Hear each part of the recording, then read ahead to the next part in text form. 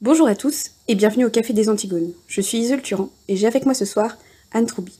Nous vous présentons une émission sur les inégalités protectrices en réponse à notre première émission consacrée à l'égalité que nous vous invitons à retrouver sur notre chaîne YouTube. Si la critique est aisée, l'art est difficile mais nécessaire. Nous vous proposons donc de nous soutenir dès à présent dans nos réflexions et travaux sur notre Tipeee. Je vous souhaite une agréable écoute. Ce tableau des critiques posées à l'égard de cette égalité destructrice, plus qu'intégrée, nous mène à ce qu'on demanderait nous, Antigone, puisque l'égalité, vous l'avez compris, n'est pas un de nos mots d'ordre, ni un de nos étendards. Alors, comment nous positionnons, nous, Antigone ? Pour nous, l'égalité, elle se conçoit en dignité, elle se conçoit devant la loi, c'est-à-dire qu'un homme ou une femme qui commet un crime ou un délit est répertorié a droit à la même punition, dans les mêmes circonstances. Nous, ce qu'on souhaite, c'est la justice. Et ça se traduit par des dispositions légales qui prennent en compte les différents hommes-femmes. C'est ce qu'on va appeler des inégalités protectrices. Alors, pour être très clair, il s'agirait en fait d'une dérogation légale à cette égalité de droit auquel peuvent prétendre tous les citoyens, qui ne se comprend, qui n'est possible que lorsqu'elle est protectrice. Donc on ne peut faire d'inégalité, de traitement inégal, de traitement différencié, que lorsqu'il s'agit en réalité d'une protection. On parle aujourd'hui des femmes et c'est évident que les femmes vont être les plus... vont pouvoir bénéficier de ces protections-là, mais pas que. Il peut y avoir des circonstances où des hommes, des enfants peuvent bénéficier d'inégalités protectrices. La question n'est pas le sexe, l'identité ou quoi que ce soit, c'est simplement le principe. La loi peut déroger au principe général, seulement sous couvert de protection. Donc en fait, là, on reconnaît des vulnérabilités spécifiques à telle ou telle personne et on reconnaît aussi des vulnérabilités spécifiques à tel ou tel moment de vie et à telle ou telle situation, par exemple. Évidemment, parce qu'on doit aussi se rappeler qu'une femme n'est pas fertile toute sa vie. Donc elle va ne plus l'être à 50 ans. Là encore, il s'agit de protéger, d'avoir une inégalité protectrice, par exemple au travail, à l'égard de femmes en situation de fertilité. Et cette inégalité protectrice protège toutes les femmes pour leur donner simplement le choix d'avoir ou non des enfants. Parce qu'aujourd'hui, quand on parlait des fameux projets d'égalité salariale, on voit qu'on a effectivement une discrimination à l'embauche. Et cette discrimination à l'embauche, elle se fait sur toutes les femmes en âge d'avoir des enfants. Si on prend le problème dans un sens inverse et qu'on met une protection sociale à l'égard de ces femmes-là, l'entreprise qui embauche, elle se retrouve à avoir par exemple, je sais pas, des aides qui fait que un départ d'un congé maternité n'est plus un poids, elle ne verra donc plus de différence objective entre les compétences masculines et les compétences féminines. Elle choisira le plus compétent des deux candidats. Et donc elle pourra être juste, parce qu'il n'y aura plus justement ce poids-là. Et ce qui va permettre ça, c'est justement une inégalité protectrice qui va permettre de protéger les femmes en âge de procréer. Il y a une situation assez évidente dans laquelle les femmes notamment ont besoin de bénéficier d'inégalités protectrices, c'est celle des violences physiques. La question des violences physiques faites aux femmes, dans des places féministes, dépasse la question du sexisme ou la question des stéréotypes de genre ou des constructions sociales. À un moment, un homme et une femme ne sont pas faits pareil et la force physique des hommes notamment donne un ascendant dans un cas de confrontation physique qui place les femmes dans une situation de vulnérabilité objective. On va quand même rappeler l'évidence, les femmes ne sont pas les seules victimes de violences. Même si les statistiques leur donnent la première place, ça n'empêche pas que des hommes aussi puissent être victimes de harcèlement, de vol, d'agression, parfois même de viol. La distinction, elle tient à la nature des violences faites aux femmes, qui leur sont pour beaucoup quand même spécifiques, autant qualitativement que quantitativement. Donc oui, il existe quand même des violences spécifiques faites aux femmes, et oui, il convient d'y trouver des solutions spécifiques. Sur les questions de violence, où là on parlait effectivement de violences spécifiques, évidemment on ne peut pas mettre de protection particulière sur les femmes, comme l'ont tenté de faire désespérément les féministes. Je pense que le meilleur moyen d'apporter une vraie protection, c'est d'avoir une justice ferme. Et là, pour le coup, des coupables en prison.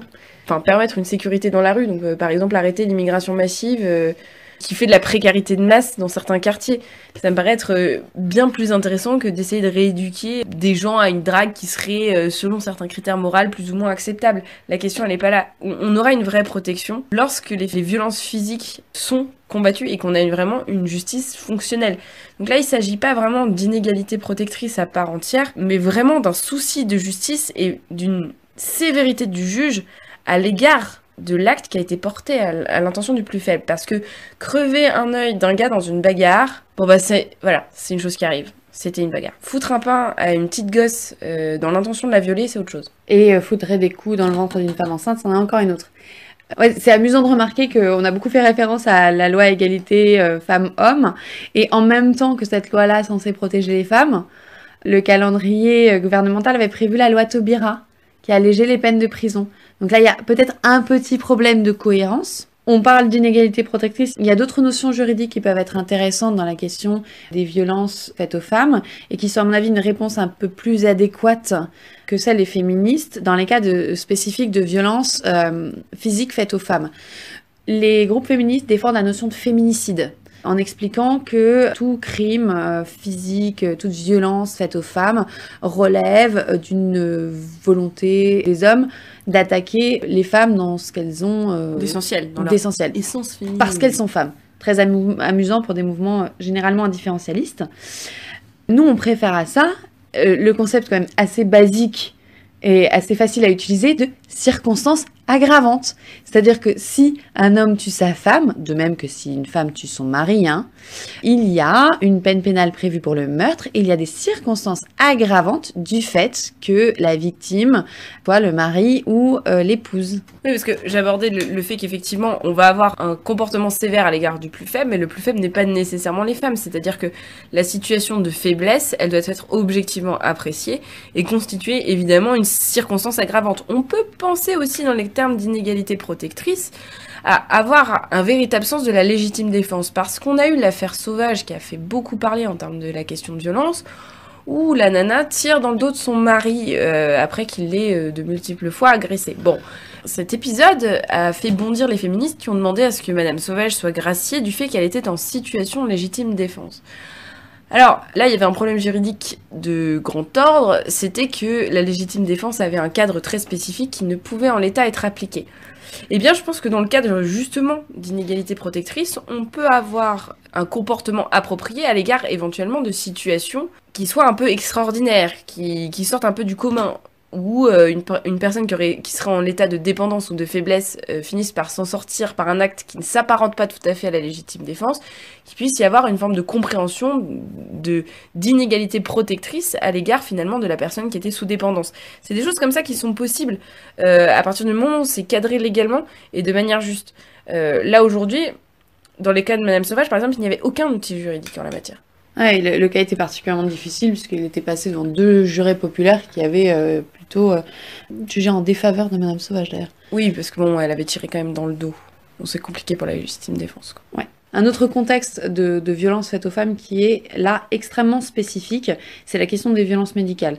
Ça a aussi fait la une de l'actualité récemment avec des Tumblr comme Je n'ai pas consenti, dans lesquels on voit qu'il y a quand même une surreprésentation des femmes dans les victimes de violences médicales et qu'il s'agit principalement de violences gynécologiques et obstétricales. Bon, a priori, les hommes n'ont pas affaire à un gynécologue ou un obstétricien, parce qu'en fait, ils n'ont pas d'utérus. Oui, c'est une spécificité qu'il est bon de rappeler en ces époques troubles. Il y a un récent rapport gouvernemental qui impute les violences gynécologiques et obstétricales au sexisme du corps médical.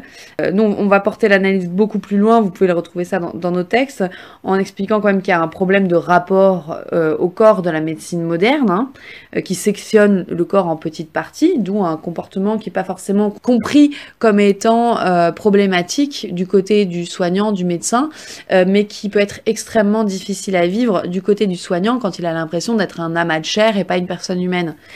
Là où il y a une surreprésentation des femmes et des violences gynécologiques et obstétricales, c'est que on omet dans l'analyse la spécificité de ces soins-là, qui touchent quand même à l'intime pour les femmes, d'autant plus que le sexe féminin n'est pas le sexe masculin, et que pour la plupart des examens et des soins gynécologiques et obstétricaux, il y a quand même besoin d'une forme de pénétration. On peut parler aussi de toutes les questions liées au diagnostic de pathologie chez les femmes, je pense à l'endométriose, qui cause des règles très douloureuses ou ce genre de choses, où là on a un corps médical qui n'est pas forcément encore à l'écoute de douleur ou qui ne prend pas le ressenti d'une patiente, sa sensation de douleur, comme étant un symptôme réel.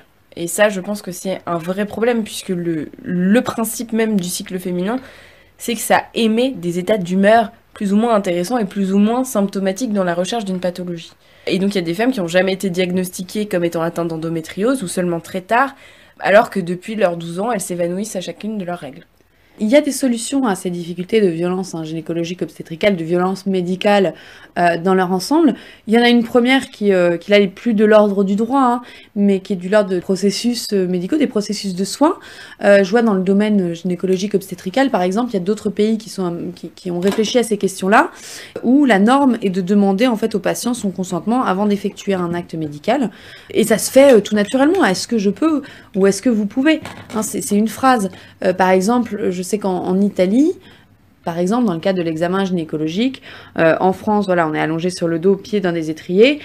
Il existe la position qu'on appelle à l'anglaise parce qu'elle a été généralisée dans le système médical anglo-saxon, où on demande à la patiente de se coucher sur le côté, ce qui est beaucoup moins gênant parce qu'on voilà, on n'a pas le corps au vu au-dessus de tout le monde et qui est généralement plus confortable pour la patiente. Donc des petites améliorations comme ça, des petits changements comme ça peuvent déjà changer réellement le quotidien des patientes. Là, on peut penser plus spécifiquement à la question de l'accouchement, avec un gros retard de la France sur ces questions-là, avec des taux de péridurale, d'épisiotomie, et tout simplement d'intervention médicale au cours des accouchements bien supérieurs à la moyenne européenne, alors qu'on est pourtant dans les derniers en termes de santé de la mère et de l'enfant.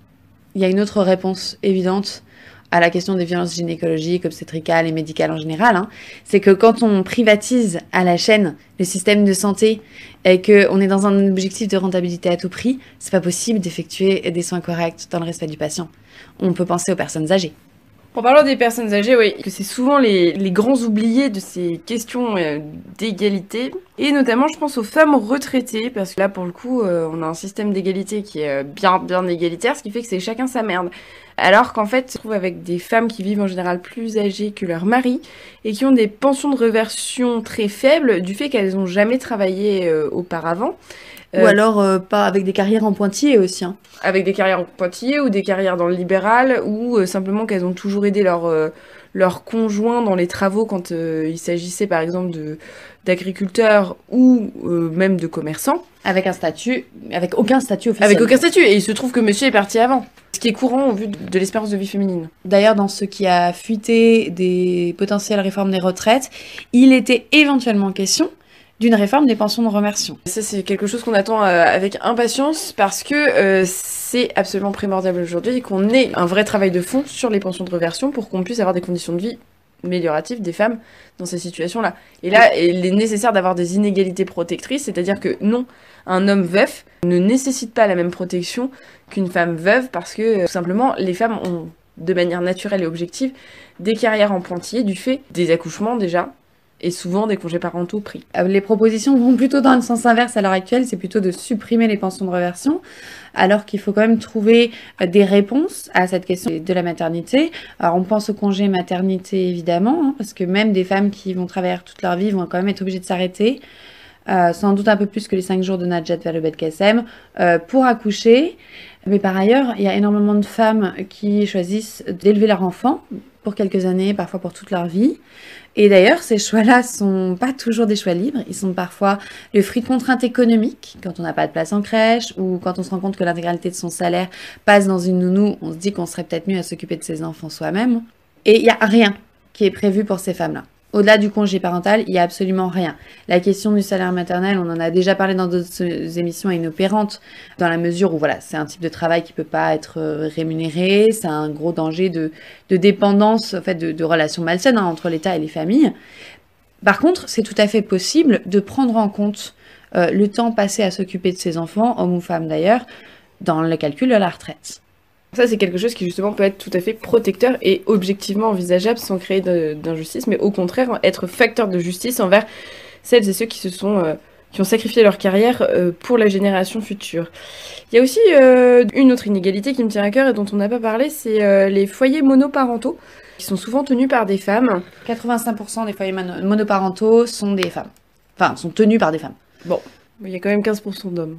Donc là, on se retrouve souvent donc avec des femmes qui se doivent d'assumer seules leurs enfants et qui du coup vont devoir avoir le salaire qui va avec pour leur trouver un toit et de la nourriture. Or, on sait aujourd'hui qu'un seul salaire n'est pas suffisant pour vivre, que les pensions alimentaires sont rarement versées. Et là, il n'y a pas vraiment de protection. En fait. Il n'y a absolument rien qui est prévu. On l'avait dit dans notre émission sur les femmes gilets jaunes, on est dans un modèle de société assez rigolo dans la mesure où le modèle économique est basé sur des couples à 2 salaires. Sauf que la réalité, c'est que entre le nombre de foyers monoparentaux, le nombre de femmes qui restent au foyer pour s'occuper de leurs enfants, même temporairement, la plupart des foyers français, en réalité, ne vivent qu'à un seul salaire. Il faut aussi prendre en compte le taux de chômage là-dedans. Donc c'est une utopie totale de penser que la plupart des foyers français fonctionnent sur 2 salaires. C'est pas le cas. Non, mais par contre, c'est ce qui serait nécessaire pour vivre bien.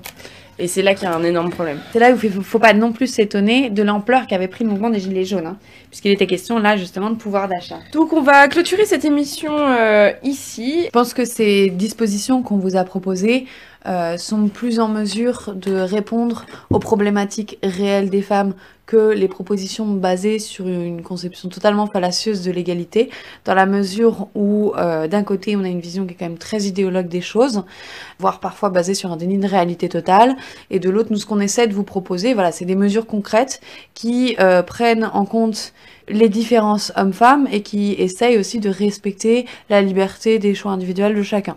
Il s'agit aussi surtout d'une méthode d'analyse objective, c'est-à-dire justement de ne pas fluctuer avec l'idéologie du moment, la technique du moment, ou encore les pressions économiques du moment ou des lobbies. À partir du moment où on a des inégalités qui ne peuvent exister que sous couvert de protection, donc c'est-à-dire que la seule dérogation légale possible à la question de l'égalité devant la loi, ce soit ces inégalités protectrices et qu'elles s'étendent au social comme au légal, eh bien c'est une méthode objective qui permet en fait de fonder les différences sur une idée de protection. On le rappelle, les inégalités entre hommes et femmes et entre les uns et les autres ne sont pas seulement des constructions sociales, ne sont pas seulement le fait du patriarcat et des méchants, c'est aussi une réalité de différences naturelles entre les uns et les autres, qui relèvent parfois de la sexuation, parfois d'autres choses, et c'est aussi la réalité d'un système économique qui nous contraint dans nos choix, qui exerce des violences bien réelles sur les personnes et sur les familles.